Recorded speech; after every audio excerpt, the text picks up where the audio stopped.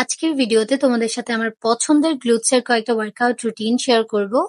R I believe তোমরা যদি এই ওয়ার্কআউট রুটিনটা প্রপারলি ফলো করো, তোমাদের বডিও অনেক ভালো একটা শেপে চলে আসবে। So hi guys, welcome back to my channel. I hope you guys are doing great. তো আজকে অনেকদিন পর ওয়ার্কআউট রুটিন শেয়ার করছি, টাইম পাচ্ছিলাম না। সো যাই হোক, আজকে ভাবলাম যে না, তোমাদের সাথে শেয়ার করি। তো গ্লুটস এর ওয়ার্কআউট আজকে। তো তোমরা অনেকেই কমেন্ট করো, আপু তোমার লেগস এর ওয়ার্কআউট শেয়ার করো। সো লেগস মানে আমি হচ্ছে গ্লুটসটাকে অনেক বেশি ফোকাস করি। তো যাই হোক, প্রথমে আমি হিপ থ্রাস্ট দিয়ে শুরু করেছি। তো হিপ থ্রাস্টে হচ্ছে গিয়ে প্রথম সেটে আমি 50 কেজি দিয়ে মেরেছি, মানে প্রত্যেকটা প্লেট হচ্ছে গিয়ে 25 কেজির। তো দুই সাইডে দুইটা প্লেট আর বারের ওয়েট 10 কেজি। এটা আমার সেকেন্ড সেট। তো সেকেন্ড সেটে হচ্ছে 100 কেজি, যেহেতু এই সাইডে দুইটা প্লেট আর ওই সাইডে দুইটা প্লেট। সো বারের কেজি হচ্ছে গিয়ে 10। তো 110 কেজি আছে এখানে। আমি প্রত্যেকটা সেট হচ্ছে গিয়ে 20 করে রেপস মারছি, বাট তোমরা 20 to 50 রেপস মারতে পারো।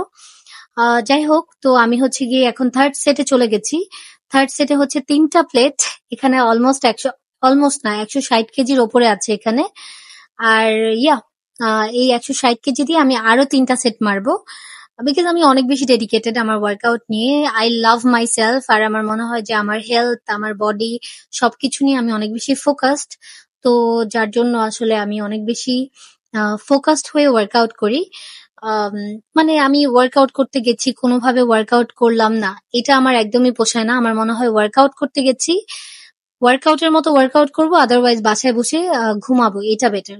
তো যাই হোক, এটা হচ্ছে গিয়ে আমার ফিফথ সেট, যেটাতেও হচ্ছে আমি মারছিলাম 15টা রেপস মারবো।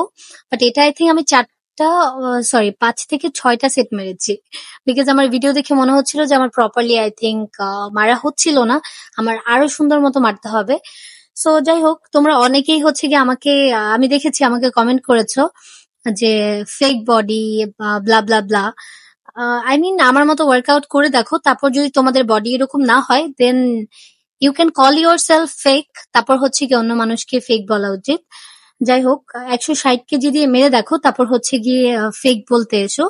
Anyways, I don't care, because আমার মনে হয় যে I am so proud of my self. আমি এত কষ্ট করি, আমি এত হার্ড ওয়ার্ক করি, যার জন্য আমার বডিটা এত ফোকাসড, মানে এত, কি বলে এটাকে, ফোকাসড অ্যান্ড নোটিসেবল হয়েছে, যে মানুষ অ্যাকচুয়ালি নোটিস করে, মানুষ মনে করে যে ইটস ফেক। আর ওয়ান মোর থিং যেটা আমি বলতে চাই, জেনেটিক্যালিও একটা ব্যাপার থাকে। এখন আমার জায়গায় যদি বাইরের দেশের একটা মেয়ে থাকতো, তোমরা আই থিঙ্ক ডেফিনেটলি এটা বলতে না। বাঙালি বলে আই থিঙ্ক বাঙালিরা বলে যে ও ফেক, এটা হতেই পারে না। কেন ভাই, বাঙালি মেয়েরা কি সুন্দর হতে পারে না? ওদের বডি ভালো হতে পারে না? এনিওয়েজ, তারপর আমি ওই ওয়ার্কআউটটা শেষ করি। এটা হচ্ছে গিয়ে বুলগেরিয়ান স্প্লিট লেগ। এটা হচ্ছে গিয়ে ইচ লেগ আমি 15 করে রেপস মারছি। তোমরা 15 to 20 মারতে পারো রেপস। আর আমার একটা সাজেশন, যেটা তোমরা হচ্ছে গিয়ে প্রথম ওয়ার্কআউটে, যে কোনো ওয়ার্কআউটের দিনই প্রথম ওয়ার্কআউটে তোমরা চেষ্টা করবে একটু হেভি ওয়েট নেওয়ার, মানে তোমাদের বেস্ট ওয়েটটা নেওয়ার। তাহলে দেখা যাবে কি, প্রথম ওয়ার্কআউটে তুমি হেভি নিয়ে নিলে তোমার স্ট্রেংথ ভালো থাকে, তোমার ফোকাসটাও ভালো হয়। তো পরের ওয়ার্কআউট গুলোতে তোমরা একটু কম কম ওয়েট নিলেও তোমাদের ফোকাসটা সুন্দর মতো লাগে, মানে ওয়ার্কআউটটা প্রপার হয় আর কি। তুমি ফিল করতে পারো যে না, তোমার ওয়ার্কআউটটা হচ্ছে। আর প্রত্যেকটা ওয়ার্কআউটেই চেষ্টা করবে যে ওয়েটটা ইনক্রিজ করার, প্রত্যেকটা সেটে একটু একটু বাড়ানোর। আদারওয়াইজ আসলে কোনো লাভ নেই সেম ওয়েট দিয়ে যদি তুমি অলওয়েজ মারতে থাকো। যাই হোক, এই ওয়ার্কআউটটাও আমি 4টা সেট মেরেছি, 20 to 15 রেপস। আর আমি হচ্ছে গিয়ে 10 কেজি বাড়িয়েছি।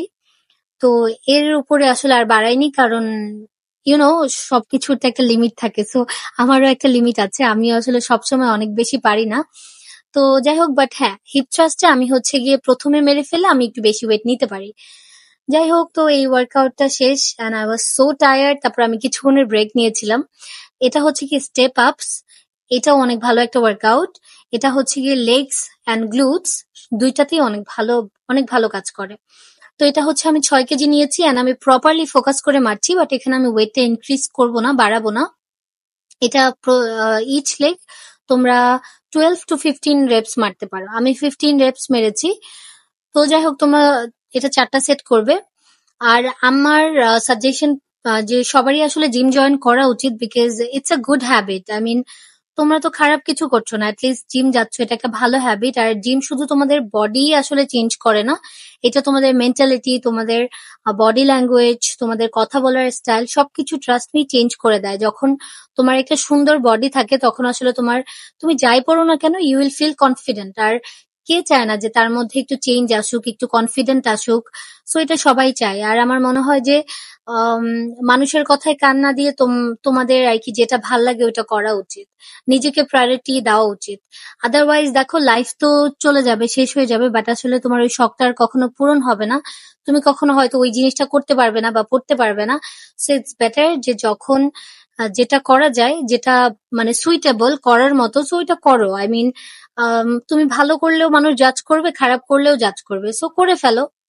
তারপর যদি জাজ করে ইটস ফাইন, তুমি তো করেই ফেলেছো, তাই না? অ্যাটলিস্ট তোমার মনের স্যাটিসফ্যাকশন তো আছে এখানে।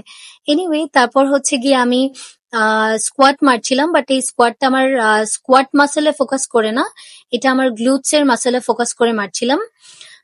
তো যাই হোক, এটা হচ্ছে গিয়ে আমি মারবো 3টা সেট, 15 to 20 reps। যদি তোমাদের স্ট্রেংথ বেশি থাকে তখন তুমি 20 reps করতে পারো, বাট আমি বারবারই বলছি ফোকাস করে মারো, আদারওয়াইজ কোনো লাভ নেই। তুমি যদি গ্লুটসে, সাপোজ তুমি গ্লুটস মারছো, গ্লুটসে ওয়ার্কআউট করছো, বাট তোমার ফোকাস অন্য কোথাও, তখন তো এটা আসলে কাজে দিবে না এত কষ্ট করে। সো ইটস বেটার তুমি যদি 5টাও রেপস মারো, তাও তুমি ভালো মতো মারো, তাহলে দেখবো তোমার ইমপ্রুভমেন্ট তুমি নিজেই দেখতে পাচ্ছ। তো এইটা মারছি। আর অ্যাকচুয়ালি সত্যি কথা বলতে আই ওয়াজ সো টায়ার্ড, আর আমি প্রত্যেকটা ওয়ার্কআউটের দিনই অনেক বেশি টায়ার্ড হয়ে যাই, বাট তারপরেও আমি নিজেকে নিজে বলি যে না, I have to finish this, আমার শেষ করতে হবে। বিকজ ওয়ার্কআউট শেষ করার পর যখন আমি নিজেকে দেখি, I feel so proud, I feel so good যে আই ডিড ইট। মানে প্রত্যেকটা দিন আমি ইমপ্রুভ করছি, এটাই আমার জন্য অনেক বড় একটা ব্যাপার। আর তারপর হচ্ছে গিয়ে তারপর ওয়ার্কআউটটা হচ্ছে গুড মর্নিং, যেটা আমি আজকে প্রথম ট্রাই করছিলাম। তো এটা আমি আই থিঙ্ক 6টা সেটের মতো মেরেছি, বিকজ আমি যখন শুট করছিলাম এটা আমার জন্য খুবই ভালো একটা জিনিস হয়েছে যে আমি তোমাদের সাথেও শেয়ার করতে পারছি, অ্যান্ড আমি নিজেকেও দেখতে পাচ্ছি যে আমার ফর্মটা কতটুকু ঠিক হচ্ছে বা কতটুকু চেঞ্জ করতে হবে। সো এটা আমার জন্য খুব ভালো হয়েছে। আম, তো এটা আমি আশা করি যে আমার নেক্সট ডেতে যখন আমি গ্লুটসে ওয়ার্কআউট করব তখন আমার এই ফর্মটা আরো সুন্দর হয়ে যাবে। বাট এখনো অনেক সুন্দর হচ্ছে, মানে প্রপারলি আমি ফোকাস করে মারছি। বাট তারপরে ওইটা নিয়ে দেখে আমি একটু স্টাডি করবো, অ্যান্ড দেন আমি একটু সুন্দর করে মারার ট্রাই করব।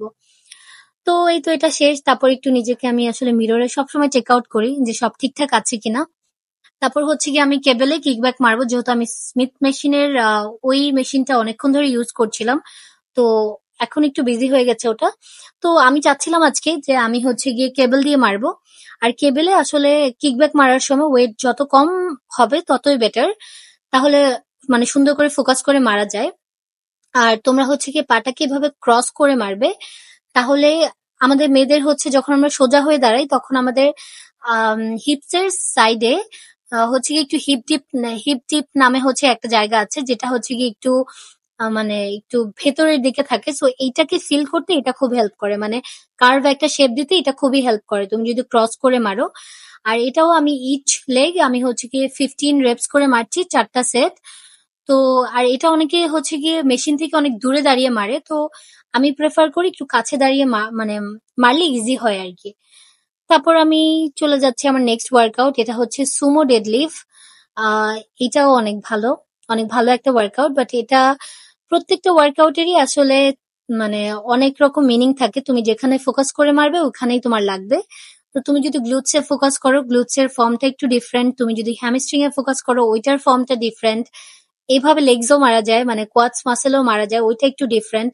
সো তোমার আগে বুঝতে হবে যে ফর্মটা কি, প্রপার ফর্মিংটা তুমি যখন শিখে ফেলবে তখন তোমার জন্য আসলে খুব ইজি হয়ে যাবে যে কোনো জায়গায় ফোকাস করা। তো এটা আমি অনেকগুলো সেট মেরেছি, ট্রাস্ট মি, বিকজ এই জায়গাটা হচ্ছে অনেক বিজি একটা প্লেস, অনেক মানুষজন যাওয়া আসা করে, but they were so nice. সবাই হচ্ছে গিয়ে আমাকে বলছিল না ইটস ফাইন, আপনি ভিডিও করেন, কোনো সমস্যা নেই। অ্যান্ড আমিও হচ্ছে চাচ্ছিলাম না যে আমার জন্য কারো প্রাইভেসিতে হ্যাম্পার হোক, সো আমি একটু ওয়েট করে করে মারছিলাম। এনিওয়েজ, তারপর হচ্ছে গিয়ে আমি মুভ করব আরডিএল এ। আরডিএল তো বেস্ট একটা ওয়ার্কআউট, গ্লুটস এর জন্য বেস্ট একটা ওয়ার্কআউট। যারা ওয়ার্কআউট করো, জিম যাও, তারা সবাই জানো। এনিওয়ে গাইজ, এটা হচ্ছে আমার লাস্ট ওয়ার্কআউট ছিল মানে তোমাদের জন্য। এরপরেও আমি আরো একটা দুইটা মেরেছি, বাট তখন আর ওইটা ভিডিও করতে পারিনি। ইটস বিকজ দিন তো এখন অনেক ছোট। সো আমি 4টা বাজে জিম গেছি, বাট এখন আই থিঙ্ক 7টা বেজে গেছে।